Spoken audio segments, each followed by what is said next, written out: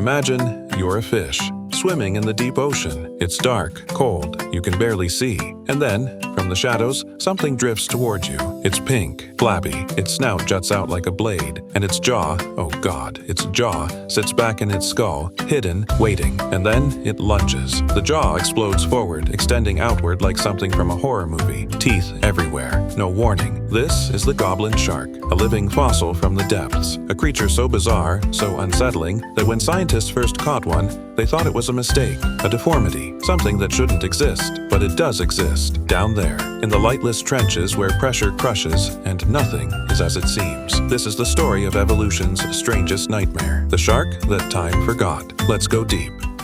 When I first saw a goblin shark, I genuinely thought someone had photoshopped a regular shark with leftover parts from other animals. The snout is wrong, too long, too flat. It looks like someone tried to make a shark but ran out of the right materials and improvised. The body is flabby, pinkish gray, not the sleek, muscular torpedo shape we expect from sharks. This thing looks soft, gelatinous almost, like it forgot to finish developing.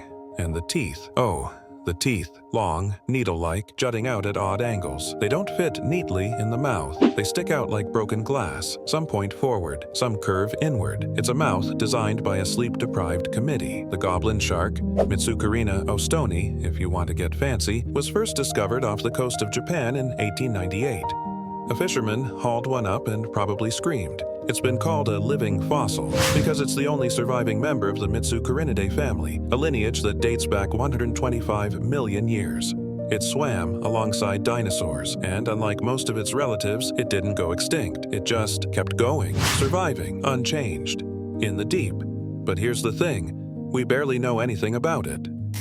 The goblin shark lives in the deep sea. We're talking 900 to 4,300 feet down. Some have been caught even deeper. Down there, the rules are different. There's no sunlight, no photosynthesis. The only light comes from bioluminescent creatures, glowing jellyfish, anglerfish with their lures, flashing squid. The pressure would crush you instantly. The cold would stop your heart. And food? Food is scarce. You take what you can get when you can get it. The goblin shark is built for this nightmare. That flabby body? It's not weak, it's efficient. Muscle is expensive, it requires energy. Down here, where every calorie counts, you can't afford to be a bodybuilder. So the goblin shark is soft, neutrally buoyant. It drifts more than it swims, conserving energy, waiting. And that snout, that ridiculous blade-like snout, it's packed with electroreceptors called ampullae of Lorenzini, sensors that detect the electrical fields produced by living creatures. In the pitch-black deep, where eyes are almost useless, the goblin shark doesn't need to see you. It feels you, the faint electrical pulse of your heartbeat, your muscles contracting, your nerves firing. You can hide in the dark, but you can't hide your electricity.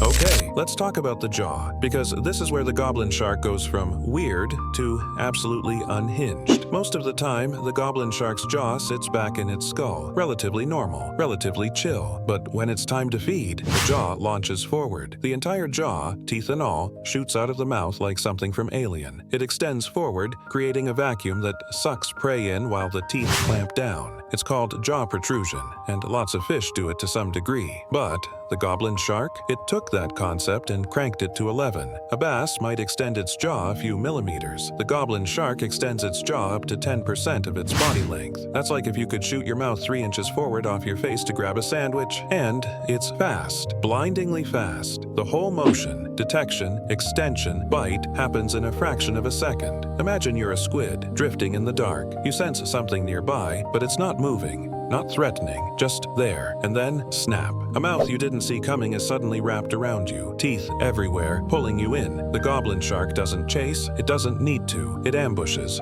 drifts close, waits for the perfect moment, and then explodes into action. It's a living bear trap, patient, precise, terrifying.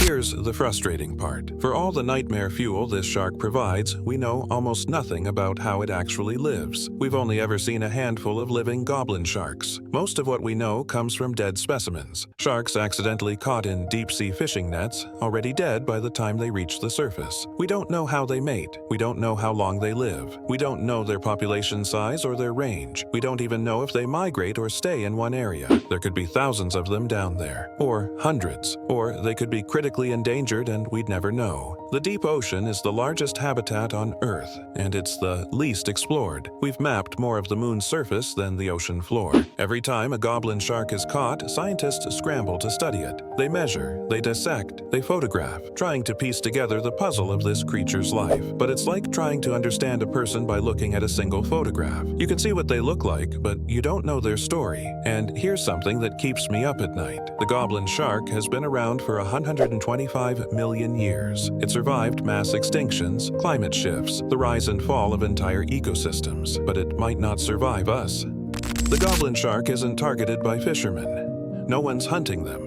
There's no market for goblin shark fin soup or goblin shark steak, but they're dying anyway. Deep sea bottom trawling drags enormous nets across the ocean floor, scooping up everything in their path. It's how we catch certain fish that live near the bottom, and sometimes we catch goblin sharks. They're bycatch, the animals no one wanted. By the time they're hauled to the surface, the pressure change has usually killed them. Their soft bodies can't handle the rapid decompression. And then there's climate change. Ocean temperatures are rising. Oxygen levels in deep water are dropping. The ecosystems these sharks depend on are shifting in ways we don't fully understand. Pollution is reaching even the deepest parts of the ocean. Microplastics, chemical runoff, noise pollution from shipping and sonar. The goblin shark survived for 125 million years in one of Earth's harshest environments. But the ocean is changing faster now than it has in millions of years. And we don't know if they can adapt fast enough. So what do we make of the goblin shark? This creature that looks like a mistake. This nightmare from the deep that's been quietly surviving for over 100 million years. I think the goblin shark teaches us something important about assumptions. We look at it and see something ugly, broken, wrong. But it's not wrong. It's perfect for where it lives, for what it does. That ridiculous snout, exactly what it needs to hunt in total darkness. That flabby body, peak efficiency for a low-energy environment. That horrifying jaw, a masterpiece of evolutionary engineering. The goblin shark doesn't care what we think of it. It doesn't care about our standards of beauty or normalcy. It's been doing its thing since before the continents looked the way they do now. And maybe that's what unsettles us. Not the teeth or the jaw or the alien appearance, but the reminder that the ocean doesn't belong to us. That there are entire worlds down there, strange, dark, ancient worlds that existed long before humans and will exist long after. The goblin shark is a window into that world, a glimpse of the deep. A reminder that nature is far stranger, far older, and far more resilient than we give it credit for. But also, and here's the hard part, far more fragile than we realized. The goblin shark is still out there, right now, drifting through the dark, hunting, surviving, doing what it's done for millions of years. We may never fully understand it. We may never see one alive in its natural habitat, and that's okay. Some mysteries don't need to be solved. Some creatures don't need to be known. Maybe the goblin shark's greatest gift to us isn't knowledge, it's humility. A reminder that the ocean is vast, that the deep is dark, and that no matter how much we think we know, there are still things lurking in the shadows that we can barely imagine. The goblin shark, the nightmare from the deep, the living fossil that refuses to die. And honestly, I hope it never does.